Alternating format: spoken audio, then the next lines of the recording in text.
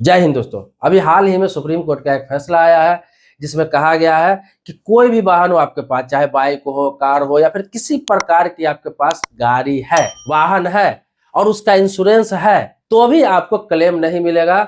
इसके लिए अगर थोड़ा भी आपको दोषी पाया गया तो आप लापरवाही से गाड़ी चलाते हैं, स्टंट करते हैं, जानबूझ के हाई स्पीड में गाड़ी चलाते हैं, तो गाड़ी अगर एक्सीडेंट हो जाती है तो उसमें अगर गाड़ी में बैठे हुए व्यक्ति की मृत्यु भी हो जाती है तो न गाड़ी का क्लेम मिलेगा, न ही उस व्यक्ति को क्लेम मिलेगा। इसके लिए आपको साबित करना पड़ेगा कि गाड़ी आप सही चला रहे थे, रूल को फॉलो कर रहे थे, तभी जाके आपको किसी प्रकार का कोई क्लेम मिलेगा। देखिए अभी क्या है कि किसी भी गाड़ी का एक्सीडेंट होता है तो आसानी से क्लेम मिल जाता है, लेकिन एक मामला था जो सुप्रीम कोर्ट तक गया, जहां पे यह साबित हुआ कि जो व्यक्ति मरा, जिस व्यक्ति का गाड़ी का एक्सीडेंट हुआ, वो व्यक्ति स्टंट कर रहा था गाड़ी से, गाड़ी भी क्षतिग्रस्त हुआ, उस व्यक्ति की मृत्यु भी हो गई। सुप्रीम कोर्ट ने साफ कहा कि यहाँ क्लेम नहीं बनता है, क्योंकि इंश्योरेंस कंपनी ने सारी दलीलें दी, सारी बातें बनाई कि इसमें इंश्योरेंस कंपनी के टर्म कंडीशन को फॉलो नहीं किया गया। वो लड़का स्टंट कर रहा था, उसमें उसका एक्सीडेंट हुआ, उसमें मारा गया, इसीलिए इंश्योरेंस का क्लेम यहाँ पे नहीं बनता है। और सुप्रीम कोर्ट ने भी यही कहा कि जहां पे गाड़ी चलाने वाले की गलती हो वहां पे किसी प्रकार का क्लेम मान्य नहीं है, क्योंकि इसे हादसा नहीं कहा जाएगा, ये जानबूझ के क्रिएट किया गया एक्सीडेंट कहा जाएगा। देखिए किसी भी कंपनी का आप इंश्योरेंस लेते हैं अपने गाड़ी के लिए, वाहन के लिए, सबके टर्म कंडीशन में ये लिखा रहता है, क्योंकि बहुत बड़ा उसका टर्म कंडीशन रहता है, लोग पढ़ते नहीं है, कराते हैं इंश्योरेंस, लेकिन उसमें लिखा रहता है ये बात कि आपके गलती से अगर गाड़ी का एक्सीडेंट होता है तो उसमें किसी प्रकार का कोई क्लेम नहीं दी जाएगी। तो देखिए अभी तक क्या था कि क्लेम लोगों को फिर भी मिल जाता था। क्यों मिल जाता था?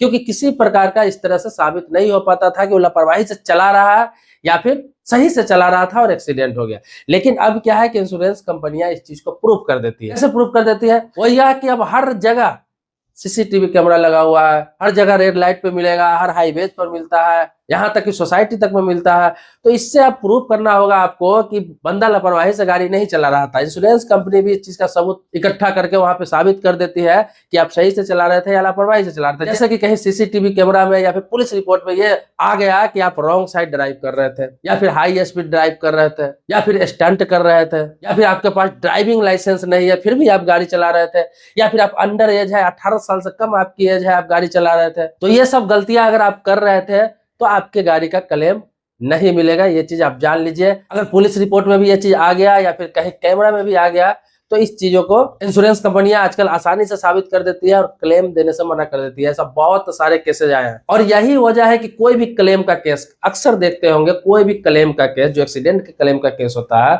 तो जो मृतक होता है उसके नॉमिनी को पैसा मिलते मिलते 3 साल, 4 साल, 5 साल, 10-10 साल लग जाता है, जल्दी क्लेम नहीं मिलता है। यही वजह है। अन्यथा देखा जाए तो क्लेम का राशि तो मुश्किल से 3 से 4 से 6 महीने के अंदर मिल जाना चाहिए पीड़ित को।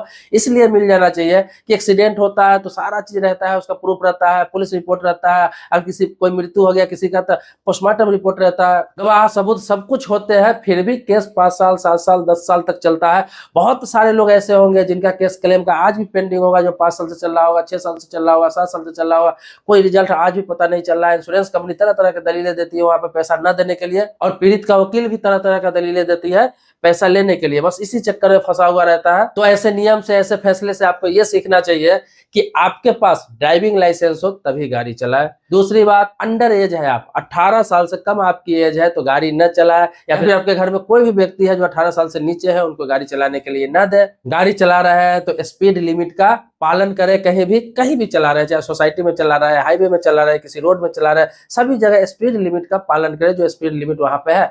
दूसरा है कि रेड लाइट जंप न करे, रॉन्ग रूट से कभी गाड़ी न चलाए। इससे बहुत तरह का फायदा होगा। एक तो आप चालान से भी बचेंगे, दूसरा क्या है कि कभी एक्सीडेंट नहीं होगा, तीसरा क्या है कभी गलती से हो भी गया किसी दूसरे की गलती से एक्सीडेंट तो क्लेम लेने में बहुत आसानी होगी।